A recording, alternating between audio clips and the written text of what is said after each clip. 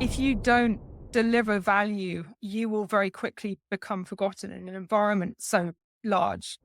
You're not told who to ask. No one tells you how Yeah, to build a network within an yeah. organization.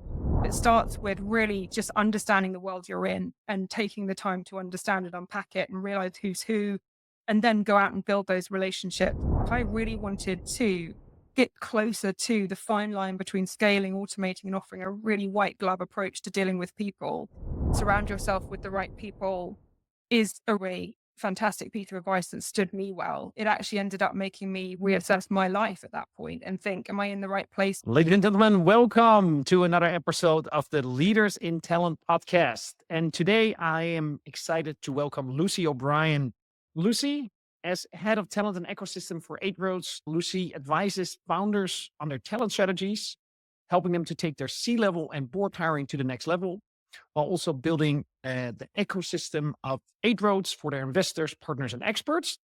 Prior to 8Roads, Lucy's career spans over 2 decades in executive search, working at companies like Nestle, Vodafone, Korn Ferry, and Facebook.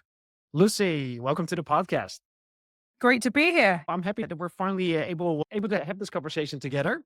Lucy, you have over 2 decades of working in executive search and then moved to a very different role, actually, as the head of talent and ecosystems of 8Roads. And I would love to zoom in on both your 2 decades in executive search, but then also in your role at 8Roads and what your experience has been there so far. But let's first start Yeah. with your first 2 decades of your experience, right? You worked in-house at companies like Nestle, Vodafone, and Facebook, but you've also been on Korn Ferry's consumer search team. For you, how stark was that difference between working in executive search in-house and then moving to Korn Ferry's consumer search team? What I learned in house was that network is your net worth. Getting things done, particularly in global businesses like Nestle, Vodafone, and particularly Facebook, Yeah, depends entirely on your ability to gain consensus cross-functionally by building trust, demonstrating value up and down the organization. To do that, you've got to have a network. And I saw that for the first time in-house, really truly understood it. At Corn Ferry, that was amplified. The network with both internal and external. Often I was delivering on large project-based assignment with delivery teams spanning a host of geos. I was responsible for the delivery of up to 120 hires for some clients. Other cases were far more specialized. So as you can imagine, the variety over that time of search work that I've covered has been huge. I started life focused on difficult to fill search for a small consumer focused boutique, predominantly focused on buying and merchandising mandates for companies like John Lewis.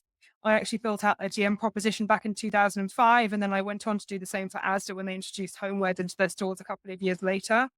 yeah, I've hired showroom coordinators for the likes of Tommy Hilfiger through to building out Harrods GM proposition. So it's been a real journey from there to then moving into Corn Ferry, where I was working for some of the large manufacturing companies. And that yeah, then precluded my time at Nestle, which was again vast. I could be working on up to 70 mandates at any one time, some functionally aligned. If I was working on a finance mandate, for instance, it was across all of Nestle UK and Ireland. Business propositions, the likes of Purina, Nestle Nutrition's portfolio, companies like Jenny Craig. Later, I led a piece of M&A, which was SMA, which was acquired and transitioned into Nestle Nutrition's portfolio. I led that piece of work as recruitment business partner, reorged the entire team, relocated them to Gatwick. And then I worked on client group relationships like Nespresso, where I managed all of their hiring across Q, and I managed 2 external RPO relationships to recruit all of their boutique hires and their call center hires. So it was a really broad mandate. And then culminating with my time at Facebook, where I was working on probably some of the most niche search of my entire career for the likes of Nick Clegg's organization, looking for a director of board governance, probably the first of its kind that ever existed. yeah, So it's been a really interesting ride, actually. yeah, yeah. Hey, and you started off by saying your network is your net worth, basically within those organizations. So how did you go about and develop that network, both internally and then externally through at your time at Korn Ferry? It's a good question. I think you've got to understand that if you don't deliver value, you will very quickly become forgotten in an environment so large. Yeah, You have to deliver value very quickly. And I think through having relationships that you can draw upon, understand what good looks like, but actually call upon those that have bigger networks than you do, you can find solutions. And so I'll give you an example. When I was at Facebook, I was working on public policy hiring for the first time in my career. I had a network of people that I called upon in various different geos who had ins into the NGOs and had relationships that I could really leverage to get through to the diplomats, the government officials that I couldn't find on LinkedIn, the people that required a bit of handpicking from the market. And to get to those people, you need a network. And I really realized that for the first time while I was And in those environments. Are you facing market volatility? Need to hire quickly or have a team that sits idle? Meet Matcher, your flexible recruitment and sourcing partner. Scale your recruitment capacity up or down without compromising on quality. Trusted by Booking.com, Miro, Heineken, Grammarly, and Deal, Matcher is the RPO disruptor making waves in Europe and the US. For scale-ups and corporates, Matcher covers engineering, go-to-market, and G&A roles. Visit Matcher.io to see how we can support you. That's MATCHR.io. And is it a question of just daring to ask of the people that were like 3 or 4 handshakes removed from anyone on the planet, right? Is it just asking? Is it providing tremendous value on a consistent basis to people, even though they don't ask for it? How do you go about and build that trust and establish those relationships? It's knowing who to ask. You're not told who to ask. No one tells you how Yeah, to build a network within an yeah. organization. So I think for me, it coming in, being curious, getting to understand the organization at a really high level, spending time listening to people and understanding who's who. And then it's about building the right relationships to get things done. So it takes time. It really does take time, but it starts with really just understanding the world you're in and taking the time to understand it, unpack it, and realize who's who, and then go out and build those relationships. So it starts from somewhere, essentially. And you said in particular at Facebook, this was important. Is there a particular reason why that was the case, or was it just because of the nature of the roles that you were working on? Just a huge organization that was very well networked. And if you think about some of the work I was doing, it was so niche. I had to sit down with the likes of Sir Richard Clegg, have him help me to unpack the environments I was trying to get into to attract the right talent into the organization. It was just so hard to get into that talent without really having a network of people that had come from the right backgrounds and could help me to unpack it. And then after almost 20 years, you decide to move to Eight Roads. Tell me a little bit That's more right. about your role at Eight Roads and the reason why you decided to move to Eight. So my time at the Up Group, I spent 3 years at the Up Group just before Yeah, joining Eight Roads, really got me hooked on the startup and VC backed ecosystem. I've got 2 founders at home. My brother-in-law and sister both run successful businesses, and they've got a family of 3 to boot. yeah. So I have seen firsthand the pain that founders go through. I wanted to get closer to an ecosystem that I feel passionately about, to get closer to value creation, to really make a difference. As I said at the beginning, network's always been part of my value, and it's something that I care about in myself, and it's always been important to my own career. And I think, therefore, seeing firsthand, both through my family and through the work that I did at the Up Group, how not knowing the game can hold entrepreneurs back, I really wanted to get closer to the fine line between scaling, automating, and offering a really white glove approach to dealing with people. Eight Road came knocking at a really interesting time. I loved the diversity of the portfolio they'd built, the diversity of the team. I could see a really interesting opportunity to come in and drive value. And my role was quite a newly created role, actually. So Yeah. I support our portfolio companies with the how as they scale. I advise them on their people strategies. But given my background, my onus is network introductions and community building, which was very interesting to me. A lot of it was new, but a lot of it I can pull on my past experience to really bring value. I can bring network introductions from my past, for instance. So I've been able to really lean on my network to get things done quickly. Some of my role is focused on hosting webinars to support group learning, to support founder development, building the programs that are going to be of value to them.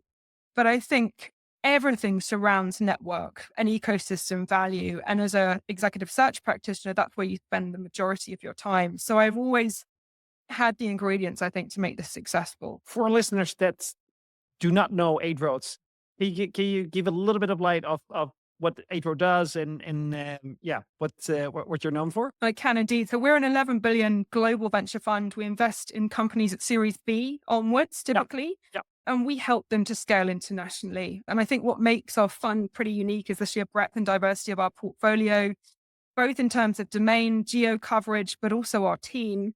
We typically invest in firms on a pretty agnostic basis, actually. HR tech through to advanced analytics, SaaS, and beyond. We've got about 450 portfolio companies now globally. Wow. 60 of Yeah. those have IPO'd.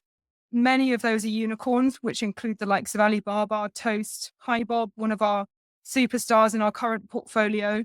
And we're on the journey with founders for the long term. We can be supporting those businesses for 10 years. We want to make sure that we have a host of different sort of backgrounds and perspectives to bring to our companies. And that's where the value of network really comes in. Help me understand where your role sits in this landscape, right? So you have the investment side, you have the portfolio companies, you have your internal team, right? Like, so where does your role exist? And did your role already exist coming into Adroads? It didn't exist in the truest sense. So we've really truly come in to build something. And I think what's important to realize is everyone that does this role does it slightly differently. Yeah. We've all got different backgrounds. We've all got different experience. My background in executive search is very specific to me. I don't have a broader background in HR. So what I've tried to do is really leverage my experience versus trying to build something that is not within my realms of capability. Where I support our investor teams is, again, through the introduction of the right experts and people that can really support them to get to know market, Yeah. is to help unlock value through helping our investors to understand the companies that we're getting to know, looking at leadership teams in a really deliberate manner to understand what we're investing in, to build relationships early on with the companies that we're interested and excited in, to help them early on to understand what value creation means at Eight Roads. How can Yeah. we support you once we've invested? It's not just about the cash injection, it's about everything that surrounds that. And then beyond that, it's through the right network introductions and through the right community building, really adding value to founders post investment, helping them to think about how to build teams in the right way. So that's where my background comes in. It's 20 years of pattern recognition. It's giving them a sense of what has worked before for companies Yeah. at a similar stage of growth.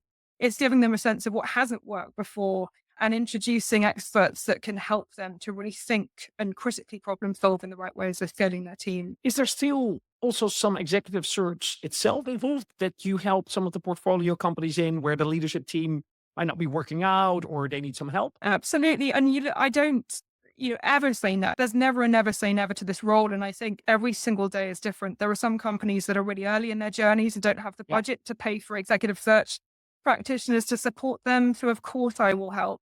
I've got the background that they can leverage to do that. And I'm regularly making network introductions. And I think it comes from really knowing your ecosystem, knowing your Yeah. companies well. I spend time on the road. I sit down with our CEOs and CPOs regularly. I hold office hours to try and really understand what's front of mind. And I think through doing that work and through consistently building my network, I can join the two together and make meaningful introductions where it's needed. So on the one hand, you have future potential portfolio companies whereby you help investors looking at the leadership team, but also making connections like, hey, we need an expert for this particular industry. Then once an investment is made, actually working with the founder, introducing them to Eight Roads and seeing where you can play a role, Yes. then also building the community internally. How do you, and then across a global portfolio of 450 companies, how do you prioritize your time and what to focus on? What does that look like? The focus for me really is across our European portfolio, which is 50 companies and growing. I don't spend my time with every single company at any one time. I probably will be deep into, let's say, 10 companies at any one time, which is extremely manageable. And that changes and fluctuates. But I think where I start is by catching up regularly with our investors and board members to understand what's front of mind within their companies. And I use those conversations to really focus my time on the truly tangible results that we need to support those companies with, whether it's executive search, whether it's advising them, getting them to think about something that's important in the right way. A lot of it is problem solving. And so having as broad as possible a toolkit is really important, because one day I can be asked to support with a board hire. The next day I can be asked to support with an office move. Do I have someone in my network that I can introduce as they're thinking of opening an office in New York, for instance? Yes, generally I can get to the right person. And I have various WhatsApp groups that I'm a part of, but I think staying focused is absolutely key in this role. There's so many things you could do. You've got to continually challenge yourself to know what is absolutely important and really to prioritize your work accordingly. So I start with those relationships, with really listening to what's front of mind and prioritize from there. And we take feedback regularly from our portfolio. We measure success through an NPS, which we track every year. I'm keen to hear from our founding team, are we providing the right value? Do we need to think again about the value that we're providing? So that helps me to stay on course, I think, in terms of what we're actually providing and whether it's actually truly meeting expectations and is valuable. You remember we talked about this earlier on at a dinner with a variety of your peers, whereby one topic that's really struck with me is like, how do you measure success in your role? Like, how's that defined? Do you really have a clear answer there, or is that a little bit, the NPS, for example? Like, what does that look like? It can be pretty intangible at times. Yeah. I think, frankly, it's NPS. It's tracking what's working within those founding groups, taking feedback from partners, making sure that we are providing the right value at a given time. I'm a team of one. I don't have, a massive platform to lean on, but I've got a group of 12 incredible venture partners who have all been operators in their past lives, who add a tremendous amount of value to our portfolio, and scale through my broader network the offering where I perhaps don't have the expertise to provide input. So, for instance, partnerships with the likes of Pay, for instance, who help us with all things compensation, partnerships with the likes of Pavilion, who help us to reach out to the best and go-to-market talent globally, and various other partnerships that we've built to try and scale what otherwise would be a very small proposition. And I'm generally focused on some of the topics that are front of mind to our company, which is international scaling, for instance. So go-to-market talent becomes a real focus to me. And I spent 3 years at the Up Group building go-to-market team. So I naturally have a strong network in that space. So I try and lean on areas where I'm naturally best served to support. And otherwise I leverage my network to fill in the gaps. You have this incredible advantage point of view across portfolios, across companies, even across geographies. From your vantage point of view, being both head of TA internally at 8roads, but also seeing across the portfolios, what role do you see recruitment TA play on both on the portfolio companies as well as within 8roads? And what is your role of driving those people strategies? At 8roads, we believe wholeheartedly in Europe's ability to create and grow global champions. And that can't be done without attracting and retaining the best talent out there. And the same goes for our team. And actually, backdrop to that, the sector talent gap continues to widen. It won't get any easier. It continues to be a challenge. So I think my role is to keep on top of shifting trends, to really understand evolutions in inclusive culture design, what good looks like. In this role, it's important to mention you earn your seat at the table. It starts with listening, getting on the road, building relationships, spending time. Networks need to be cultivated and nurtured in the same way that people do. And people, of course, have differing needs as their journeys evolve in particular. So I think meeting people where they are, having as broad as possible a toolkit and readiness to solve problems is really key when it comes to TA. And actually challenging the status quo when it comes to bringing in diverse talent, really tapping into broader pools of talent perhaps that we haven't accessed before, where there are shortages in talent, being aware of how to plug those gaps, speaking to experts on the ground in different markets, understanding how to leverage different networks of talent that can be useful. AI, for instance, where is the best talent coming from? How do we attract that talent? Who's best placed to attract that talent? Is it the founder? Is it the CEO? Yes, probably. So let's figure out how to best tell that story and how to really make it a compelling proposition for that talent so that we can continue to bring the best talent in. And the same goes for our team. We're continually investing in champions across Europe.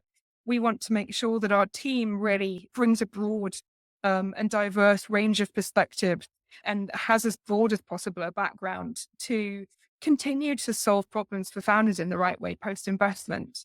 As I said before, we're on the journey with founders for some time. We want to make sure that it's a real partnership. It's a Yeah. relationship of trust that's built in the right way from day one. So it comes down to relationships, and it comes down, I think, to really understanding what's needed to make TA impactful. There's no one Hey, size fits all. hey, and Lucy, do you have like specific examples across your portfolio companies where you say, hey, this is one company or a variety of companies where you say, hey, this is best in class. These are the companies for this reason that are able to retain and attract that top talent. There are many. Just to give you a couple of examples, Yeah. HiBob and AppsFlyer were just named to the Forbes Cloud 100 list. AppsFlyer making its fourth appearance. So companies that are really catching the interest of a global audience and therefore are really well placed to attract the best talent from around the world. And then others that are on the sort of next 40 subset of tech, next 40 lists. So really starting to get some interesting traction. Leo Care, La Force, Spendesk in our portfolio. So I think that recognition, that brand recognition is a hugely important part of attracting great talent. And we aim to do the same as a fund as well, and to help founders to really make a compelling case in market when it comes to really attracting the best. It's not easy. We all struggle with it.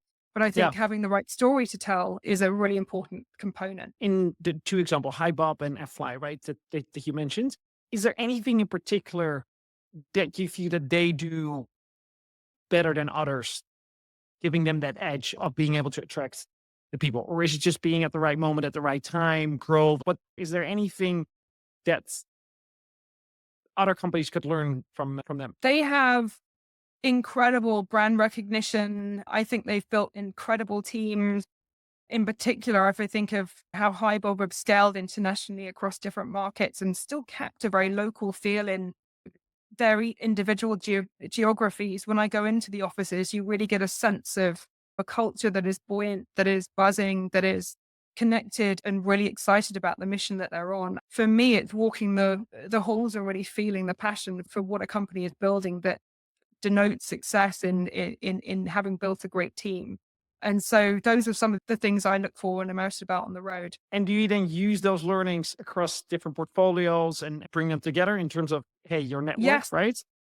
I make introductions as well to other portfolio leaders who I think have done things particularly well that might be able to help other portfolio founders to think about things in a similar way. And we do webinars to continually share learning across different functional leadership groups and to continue to try and learn from each other. I think that's really important. Hey, Lucy, you recruited and worked with some of the most ambitious founders, CEOs, and senior leaders. Have you seen any universal traits of the people that stood out for you where you say, hey, this is something why they've been able to be successful in that particular role? And maybe what are you looking for when you need to bring in new leadership? Yeah, it's a really good question. I think generally it being best placed to solve the problem that you're solving. It's having Right. a real passion and a real pattern recognition for what you're trying to solve. And then otherwise, from a leadership perspective, I think what tends to make a really great leader is agility, the ability to continually learn, the ability to listen and to instill confidence. Those things are inherently the things we always look for, but there are a host of things. There really are. It's not a one size fits all, but I think those are some key sort of indicators of greatness. Is there anyone in particular that comes to mind for you that's helped you progress in your career as a leader that you worked with? Oh gosh, many years ago, I read Sheryl Sandberg's book Lean In, which I found extremely interesting. I never imagined I'd end up working for her as COO at Facebook many years later. But Yeah. I think generally the advice to surround yourself with the right people is a really fantastic piece of advice that stood me well. It actually ended up making me reassess my life at that point and think, am I in the right place? Do I have the right ingredients for success? I ended up moving to London having read that book. It had always been part of my plan, but I never imagined that I would tree drop everything and make that decision at that point. So that book had a big impact on me, actually. And she gave some incredible advice in that book that has resonated with me to this day. Do you remember what was the advice and why did you decide to move to London based on reading this book?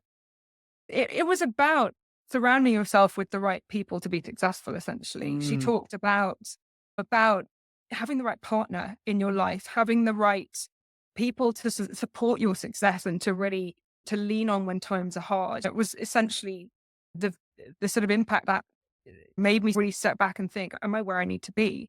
It was a very interesting one. There are various others that have inspired me along the way. I can think of countless books. Daniel Pink's Drive, for instance, which talks about intrinsic motivation, how to focus on the outcome that are going to give you the freedom over the how as you scale your organization. That's been a really interesting inspiration to me as I think about the psychology behind workplace interactions and what really matters when you're scaling a team. So I do a lot of reading. I'm always trying to inspire myself, really understand from others. Those are just a couple of examples that have inspired me. Great. Great. We'll put them in the show notes for listeners to see the books that you recommend and have made an impact on you.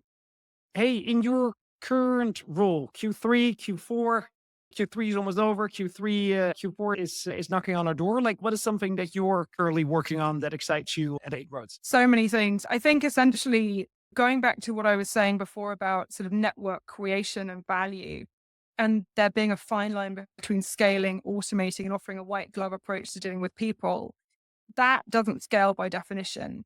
And that's the nut that I'm now trying to crack. It's what can be scaled, what can be productized whilst continuing to offer something to a broad portfolio, geographically, domain-wise, founders that have done it before, founders that haven't done it before, that feels truly bespoke and gives the breadth of support that they absolutely need and that are fundamental to their particular use cases. That is something that is continually challenging me. It's not a one-size-fits-all. Everyone has a different requirement at a given time. Sometimes it's not the right challenge for them at that particular moment in time. You've got to find your way through that with them and solve problems as you go, essentially. But again, going back to my point, we're on the journey together. We're here to do this together. So it's what can we scale? What can we productize to make the most impact and to help me to better leverage technology? Those are things that I really want to crack in the year ahead. Awesome. Talking about network, Lucy, what is the best way for our audience to connect with you? Reach out. I generally will be happy to connect. I think giving back is really important. I've gotten some incredible value from my network over the years. So I will always take the time to have conversations where I can fit it in, but I'm generally helpful and I'm generally someone that responds when you reach out. And I can fully echo that because that's how I've always perceived you. We've hosted some incredible events together and it was never questions like, why should we do this? No, let's do it. Just let's find a date. So I can totally recommend our listeners to reach out to Lucy, incredible person. Thank you so much for being on the podcast today. It was an absolute pleasure. We'll put everything in the show notes. I hope to see you soon. Fantastic. Thanks so much. Great to see you again.